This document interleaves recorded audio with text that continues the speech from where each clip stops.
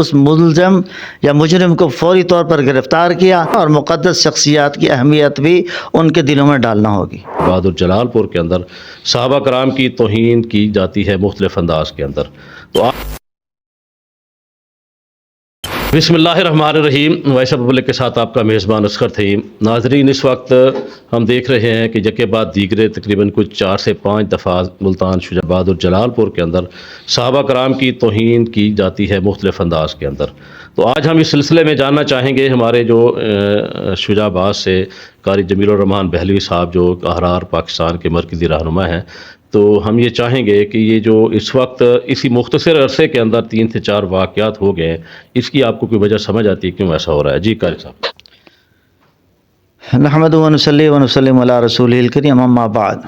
میں شکریہ ادا کرتا ہوں بلغ محمد اصغر تھیم صاحب کا کہ انہوں نے مجھے اس لائق سمجھا اور میرا موقف جاننا چاہا۔ یہ قلبیہ ہے اور ہم مضطرب ہیں قلبی طور پر کہ ایسا کیوں ہو رہا ہے، ایسا ہرگز نہیں ہونا چاہیے، اور اس پر جو ہے یکے بعد دیگرے واقعات ہو رہے ہیں، اور اس کو جو ہے سیریس لینا ہوگا اور اپنے دشمن کو ہمیں تلاش کرنا ہوگا۔ میری سٹیٹمنٹ تو یہی ہے کہ دشمن کو تلاش کریں، کس بل میں گھسا ہوا ہے، تاکہ ہم اس تک پہنچ کر اس کی روک تھام کر سکیں۔ قاری صاحب، ہم یہ دیکھ رہے ہیں کہ یہ جو 3 سے 4 واقعات ہوئے ہیں، یہ تقریباً کوئی 20 سال سے کم عمر کے نوجوان ہیں۔ تو اس کم عمر کے نوجوان ہی ایسا کیوں کر رہے ہیں؟ اس کی کوئی وجہ سمجھ میں آتی ہے؟ جی، مجھے اتنا سمجھ آتا ہے کہ یہ کہیں کسی سے ایسے بندے سے متاثر ہیں جس کو جیسے سوشل وار ہے، جو ہماری دشمن ہے مغربی طاقتیں یہود و نصارہ، تو یہ ایک وار ہے، تو ان سے متاثر ہو کر وہ یہ ایسا عمل کرتے ہیں۔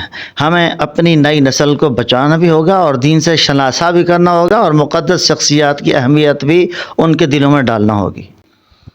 اچھا، اس کا تدارک کیا ہے آپ کے لیے؟ آپ کیا سمجھتے ہیں کہ ان واقعات کی روک تھام کے لیے ہمیں کیا کرنا چاہیے؟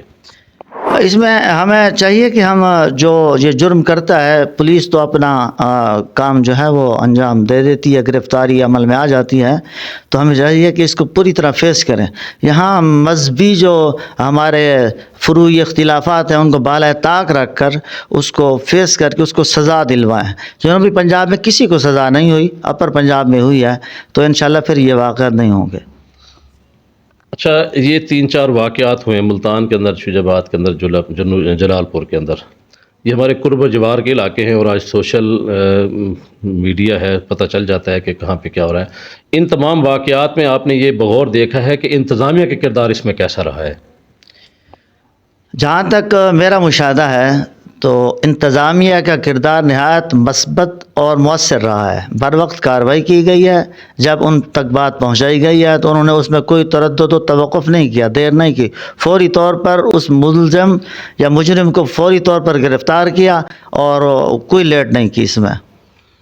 جی ناظرین، جیسے ہم نے دیکھا اور واقعتاً اس طرح ہے کہ انتظامیہ کے کردار بھی انتہائی مثالی ہے، اور اس کے ساتھ ساتھ جو خاص طور پہ اہل شجاع آباد کے لیے لمحہ فکریہ ہے وہ یہ ہے کہ 5 سے 7 دفعہ پہلے ایسے واقعات ہو چکے ہیں، اب مختلف ساتھ ہمارے قرب و جوار میں ہو رہے ہیں۔ تو جس طرح قاری صاحب کہہ رہے ہیں کہ واقعتاً اگر کسی ایک ملزم کو قانون کے مطابق سزا مل جائے جو ہمارے آئین میں موجود ہے، اگر اس کے مطابق اس کو سزا مل جائے تو یہ باقی لوگوں کے لیے ایک مثال بن جائے گا۔